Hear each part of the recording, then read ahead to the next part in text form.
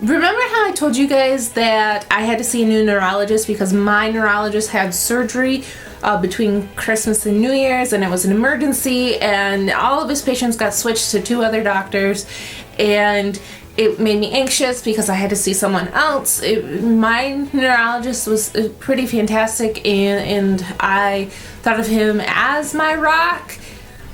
Well, he died last week.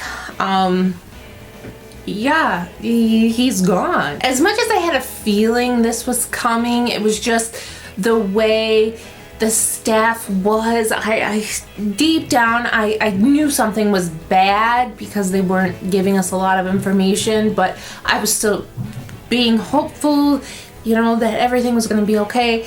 It just, I still couldn't stop myself from just sobbing and sobbing. This man has been there for me through 2 babies, 2 really bad relapses. He would fit me into his schedule, usually really, really early, but he would fit me in.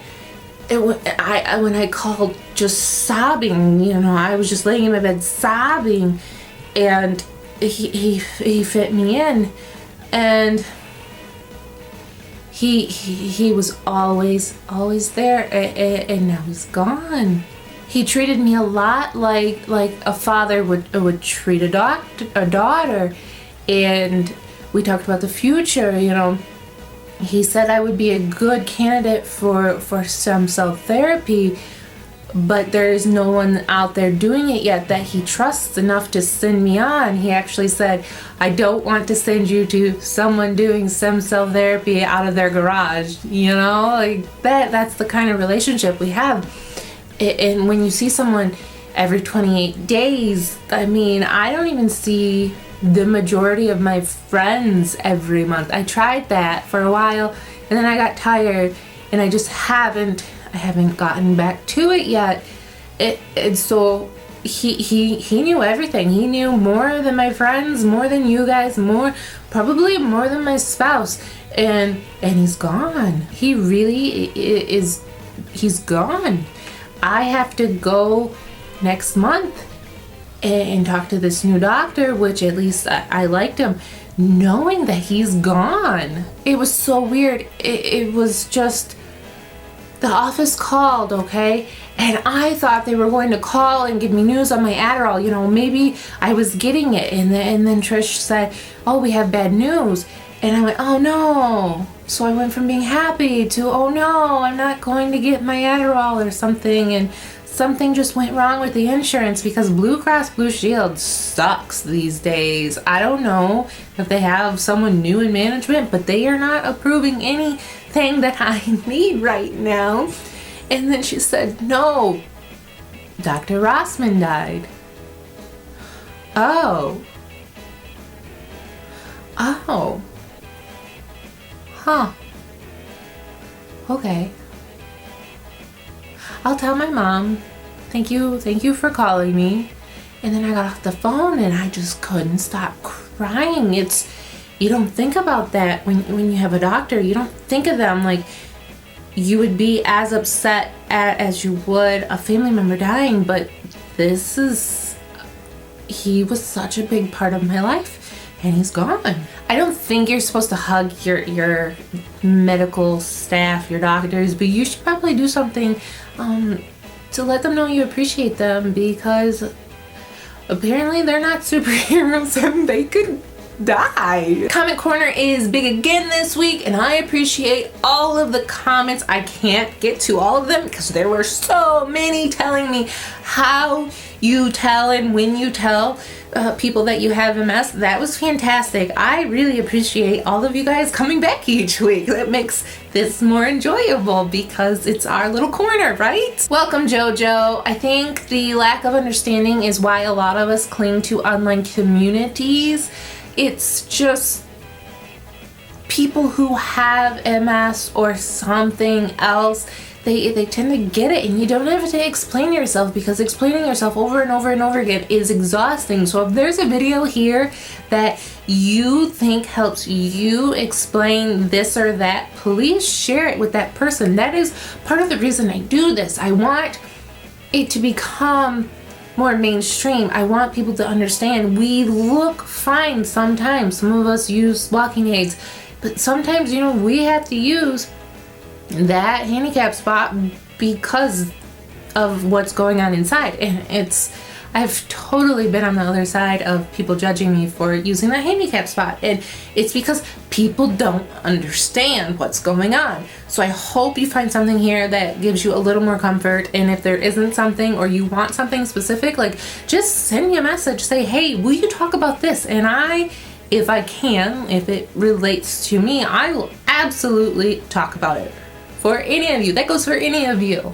Felicia, I think I would wait to tell my kids. I think I agree with you, because until everything is certain and just locked in, set in stone, yeah, I wouldn't want to put my child through the roller coaster of emotions that we experience as we're going through.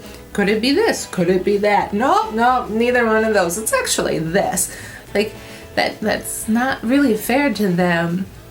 In my eyes. When is your appointment? Nyssa, I'm sorry, I probably said that wrong. Nyssa is the spelling, and I don't really know how to pronounce that. So thank you for your kind words. I know that a lot of the older videos are a lot more upbeat and fun because I was in a good spot, and not this year. I'm not as in a good spot right now, so they're a little more serious, but I am working on that, and you guys, I guess if you stick around, we will see the transformation probably throughout the year. I'm hoping back to the really fun Mallery that once did videos and less serious topics. It's getting a little stuffy in here. What treatment are you starting? Zennmomma, I hope being so young, our children, it gives them appreciation for what they have. I literally just had that conversation with Michael. He got mad because he couldn't have 6 of the 6 cookies, and he had to give me one. He had 5. So appreciate what you've been given. Don't be so ungrateful. Say thank you and be happy that you got 5 cookies, because if I was watching you, you wouldn't have gotten 5 cookies. But anyways, I will come back next week to tell you about that appointment. I wanted to talk about my neurologist this week because that's been weighing on my brain. So next week I will update you on that appointment. Sonia, I am so happy to hear you're out of limbo. You are officially an MSer, and now you can get your medicine, whatever that may be, and you can start healing and you can start feeling better, and that is wonderful news.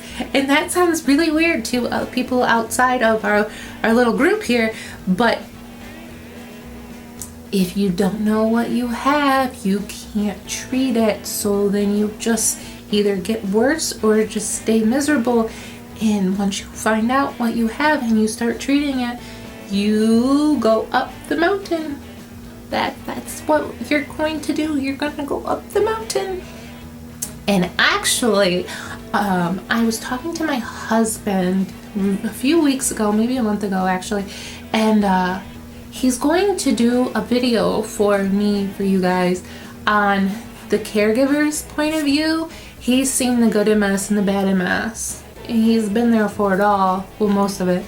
And so I want him to talk about it. Maybe that is something that will help other people in relationships. I have a few videos where he's actually going to do it, and you guys won't hear from me. But they're pretty important because it's not just us in our own heads. There are more parties involved. And Josh, your picture, it was actually really good, and I really liked it, and I think I'm going to reach out to you for permission to use it because I have an idea now. And when I flesh it out, I will reach out to you in an actual email. I'll actually type, which I never sit down to the computer and type. So be on the lookout for that, but not anytime soon. Just being honest. I will see you guys next week. I still have to update you on my new appointment with, or appointment with my new neurologist. That's what I need to do next week. Bye, guys.